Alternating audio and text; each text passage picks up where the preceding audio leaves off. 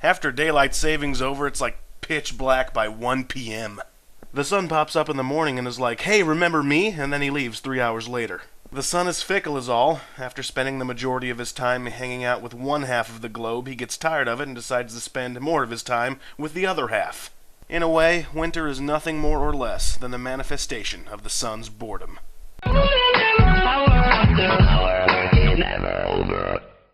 Good afternoon, butt kickers. It's November 8th, the 312th day of 2011, which means that 40 years ago today, Led Zeppelin released their creatively named fourth album, Led Zeppelin IV, to widespread critical and commercial success. It contains what many consider to be the greatest rock song ever recorded, Stairway to Heaven. Hey, did you know that if you play Stairway to Heaven backwards, it becomes like a satanic chant? Yes, the entire internet is aware of that idiotic thought, but in a way, it kind of makes sense. If you go backwards on the Stairway to Heaven, where does it logically take you eventually? I, for one, think it's unfair to say that Stairway is the best rock song ever, mostly because it takes all hope away from any future rock artists. It's good. It's not Stairway good, but it's good. Wow, this song is creepy. I mean, it's not the satanic chant in backwards Stairway creepy, but it is creepy. Anyway, today is also World Urbanism Day, essentially a day for old white guys to sit around a table and say things like "splendid" at each other. More specifically, today is a holiday focused on the importance of city planning. All I can think of when considering the planning of this city is, man, those old white guys must have been some avid bicyclists. This town is like 60% bike path. I guess bike paths exist to give bicyclists reassurance that their preferred mode of transport still matters in today's society, which it does, but mostly as an intermediate stage between walking and driving. Bicyclists can get where they're going faster than pedestrians, but slower than drivers.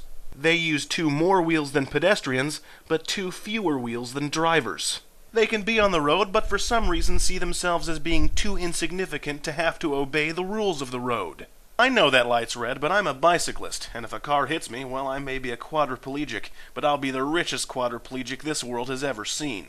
They can bike on the sidewalks, but you disgusting, slothful pedestrian, don't you dare walk on the bike paths, lest you get dirty looked to death.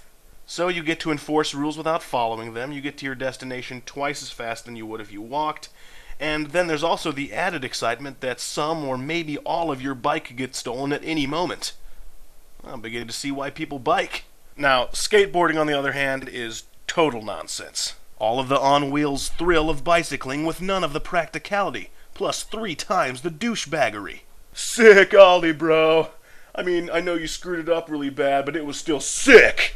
Here, dude, why don't you try again for the 20th time in a row? And if you screw up again, well, maybe this time it won't look as ridiculous. I don't cut my hair and I listen to music my parents hate because I'm a rebel. For some reason, I still skateboard, even though I'm pretty much an adult. Every once in a while, I wonder what it'd be like to have friends. Sick ollie, bro! I guess I'm just trying to say that an important aspect of building a town is keeping in mind how people are going to get around in it. I have to think about these things, right? I mean, I'm gonna be an old white guy eventually.